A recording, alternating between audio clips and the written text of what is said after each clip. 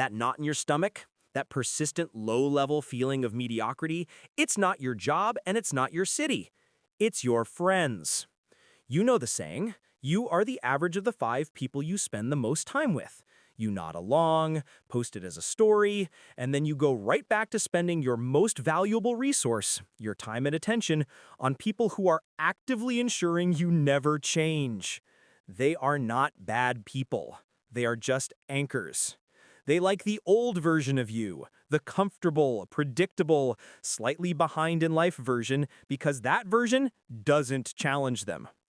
Every time you try to improve, you start a new diet, a side hustle, a serious relationship, who is the first to mock you, to tempt you back to the old habits, or to express their concern that you're changing? Here is the first brutal truth. Your friendship group's collective ceiling is your personal maximum altitude.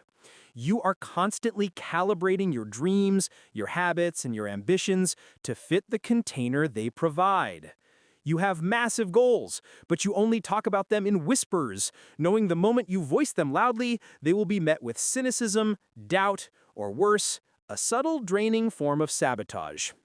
They don't want you to fail, but they absolutely cannot handle it if you succeed beyond their own level.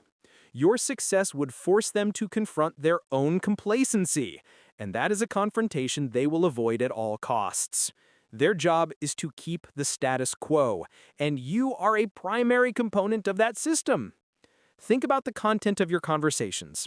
Is it about creation, growth, ideas, and impact? Or is it a cyclical loop of gossip, complaining about the same old problems, rehashing past glories, and tearing down successful people? The energy you absorb from these conversations is not neutral.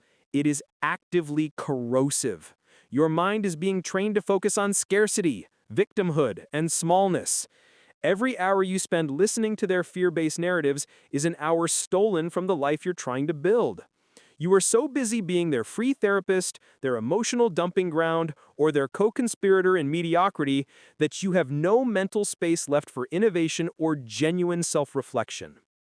The shocking realization you must face is that you are using these friends as an excuse to fail. You've made an unconscious pact. I will stay average if you stay average, so neither of us has to face the difficulty of growth. You complain about them, you vent about them, but you keep them close because they are a perfect justification for your lack of ambition. When someone asks why you haven't started that business, you can sigh and say, "My friends are a mess. I'm constantly having to deal with their drama."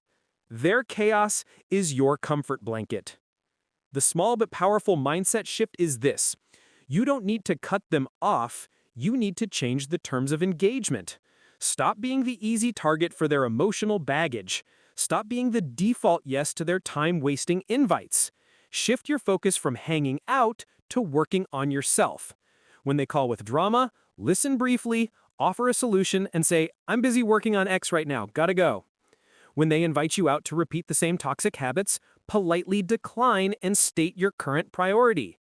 You don't owe them a dramatic exit, you owe yourself a strategic retreat.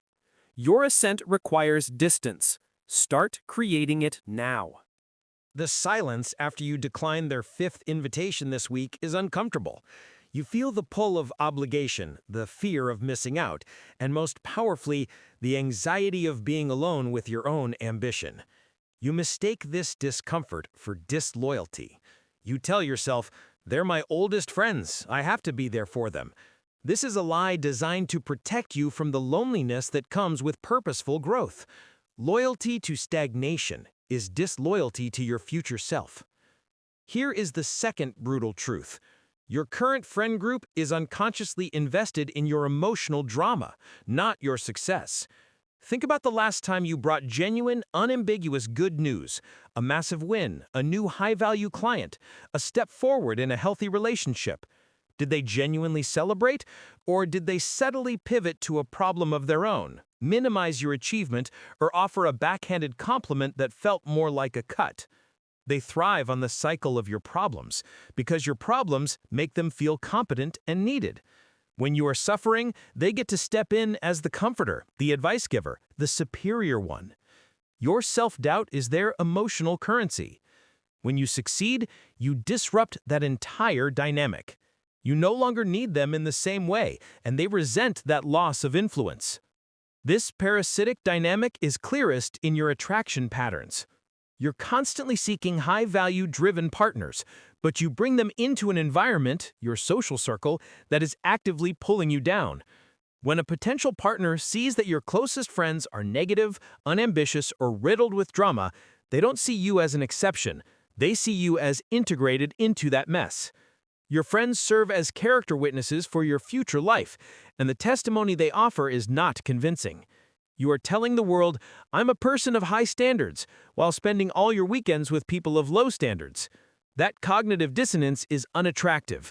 It signals a lack of courage and a fundamental misalignment between your words and your actions. The final and most freeing truth: you are confusing history with destiny. Just because you've known someone since kindergarten does not mean they deserve a front-row seat to your adult life. Time invested does not equal value received. You are a different person today than you were at 15. The friendships that helped you survive high school may be the same ones preventing you from thriving in your 30s. Holding on to them out of nostalgia is emotional hoarding.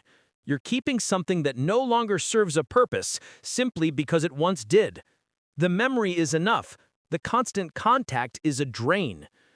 The mindset shift you need to internalize now is a simple declaration. My future self requires a different social environment. You don't need to burn bridges. You need to change your address. Start spending 80% of your time on what you value: fitness, business, learning, and watch as the time for those draining relationships naturally evaporates. Go to where your future friends already are: the gym, the professional networking event, the high-level workshop. You will not find the people who motivate you in the same places you found the people who placate you. Stop negotiating your worth with people who have already accepted mediocrity. Your silence and distance are the most powerful moves you can make. You have successfully executed the strategy of passive dismissal. You've backed away, declined the invites, and shifted the conversations away from their drama. The space is beginning to open up. And now, you face the final test: the backlash. Your current friends, the ones you've strategically begun to distance yourself from, are noticing your absence. They are noticing your change in energy. The gossip sessions are shorter. The excuses for stagnation are no longer being affirmed. And here is where the third and final truth comes into play.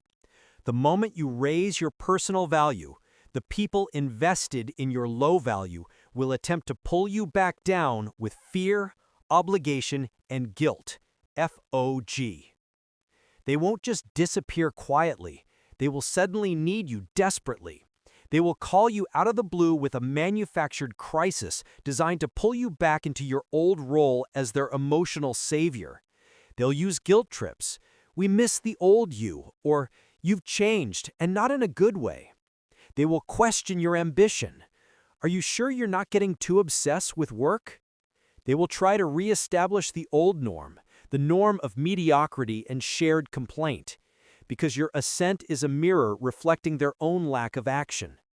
This is the final, predictable attack of the status quo, and you must be prepared to weather it. This pressure is the last vestige of the emotional contract you all signed years ago. We will all stay together, and we will all stay the same. By changing, you are breaking that contract, and the backlash is simply them attempting to enforce the old terms. Your response determines your future. Do you fold and return to the comfortable cage, or do you stand firm in the uncomfortable, vital space you've created? The moment you give in, you will not just lose the progress you've made, you will lose their respect, and more importantly, your own. They will learn that your boundaries are conditional, and your new resolve is merely a phase. The ultimate mindset shift needed to finish this is simple. Do not confuse loneliness with failure. As you ascend, the space around you will feel quiet. You will be spending evenings alone, working, reading, or simply thinking. This is not loneliness, this is sovereignty. This is the sound of you dedicating your most valuable resource, your time, to the only person who can truly build your life, you. The distance you are feeling is the necessary vacuum that must be created before genuine, high-value connections can enter your life. You cannot fill your life with new, ambitious, positive people until you have made space by politely, firmly releasing the old. Your friends are not your prisoners. They are your past. Stop looking for their approval, stop waiting for their understanding, and stop prioritizing their feelings over your own future. Your only loyalty is to the person you are becoming. Cut the cord.